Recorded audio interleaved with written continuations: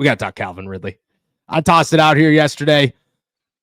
You were on board. Of all of them that I tossed out there yesterday, you were on board with Calvin Ridley. The Pittsburgh Steelers, according to Tony Pauline of Sportskeeda, he says they've called. They've got their eyes on him. They are looking at 3 names when it comes to the trade deadline. Those 3 names: Calvin Ridley, Jalen Waddle, and Jacoby Myers. And I'm just saying that if it's one of the 2 there, if it's 2 of the 3 there, I think at some point, I thought about it today. I sat down and I watched a YouTube video that said, here are all the things I've predicted in whatever. And it was like some business thing. And I was like, what a douchebag.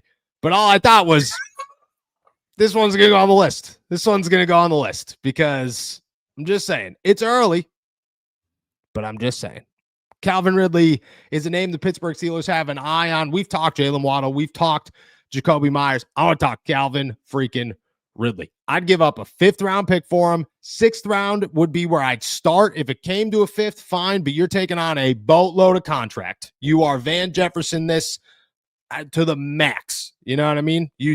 I want a whole year gone. I want Calvin for this year.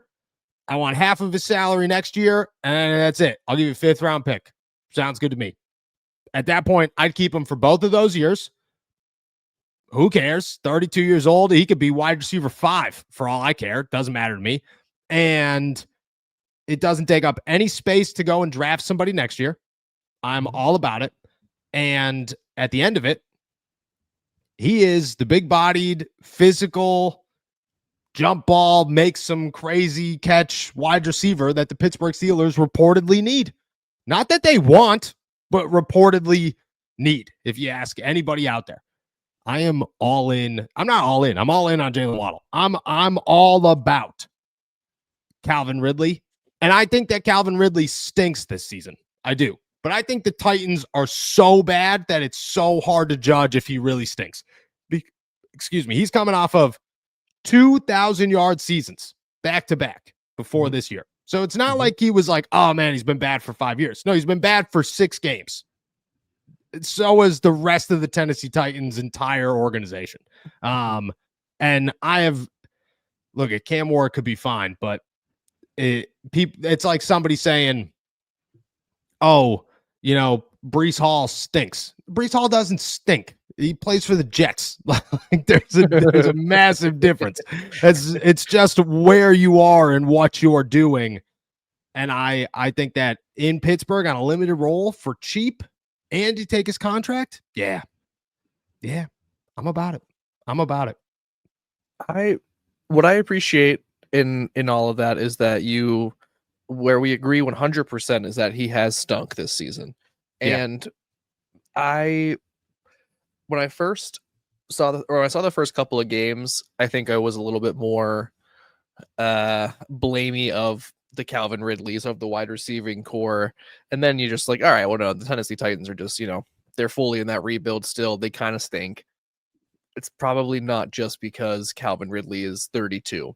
And that being said, even if he has regressed slightly, that's not the worst thing for a player who is not in his prime to come into a situation like the Pittsburgh Steelers offense, which isn't looking for another DK Metcalf. Like we can talk about how nice it would be to add the Jalen Waddles and to add these superstar players, but to be able to bring in a complementary piece that is also capable of making big plays and also is capable of, winning a one-on-one ball from Aaron Rodgers from time to time.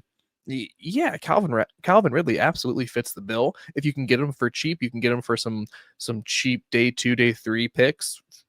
5th or 6th round pick, please bring him on. I think he would be a strong, cheap, low risk addition.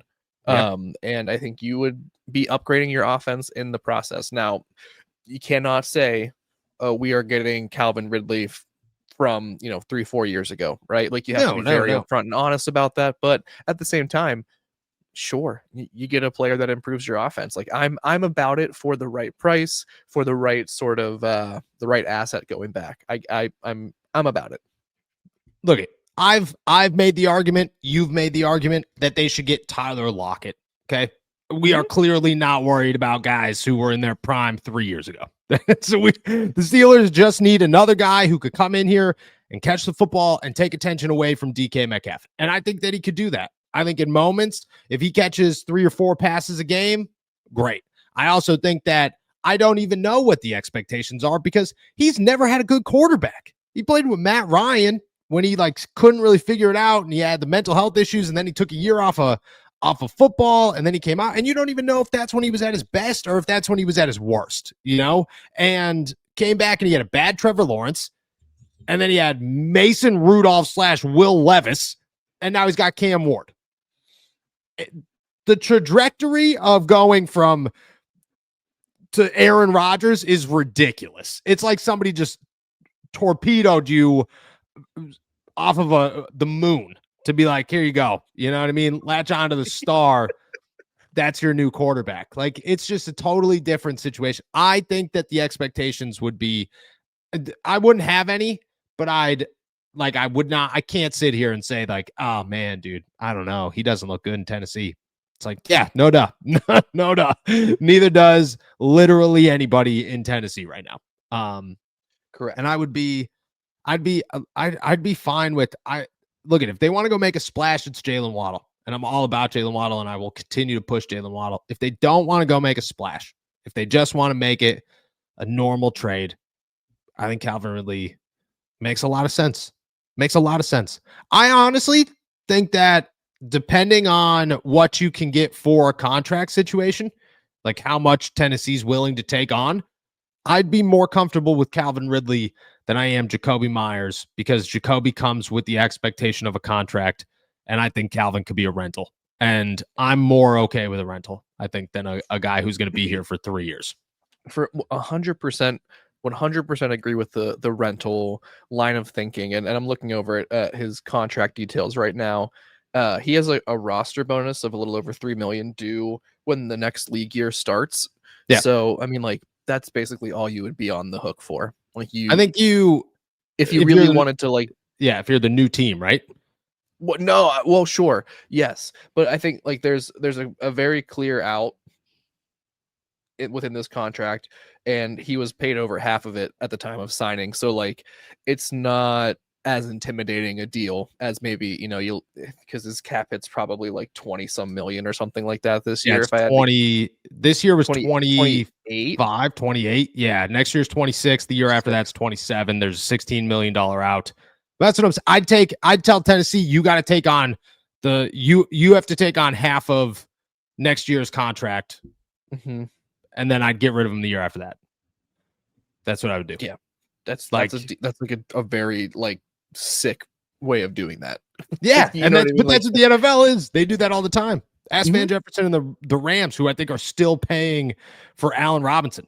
I'm pretty sure it just happens all the time. I think it's a real possibility in that conversation. You'd have to give up more, but Calvin Ridley's going to go for a 6th round pick. He's 31 years old. You want to give him a 5th? There you go, dude. There's Russell Wilson. Have you a good time. You have fun with that. Yeah, you'll be fine. Good point. Great point. That's what I'm saying. And we'll see what happens. The Steelers are reportedly calling. And we'll see if that interest turns into anything more. But I expect it is. It's heating up a little bit too much for me to sit here and say that it's not.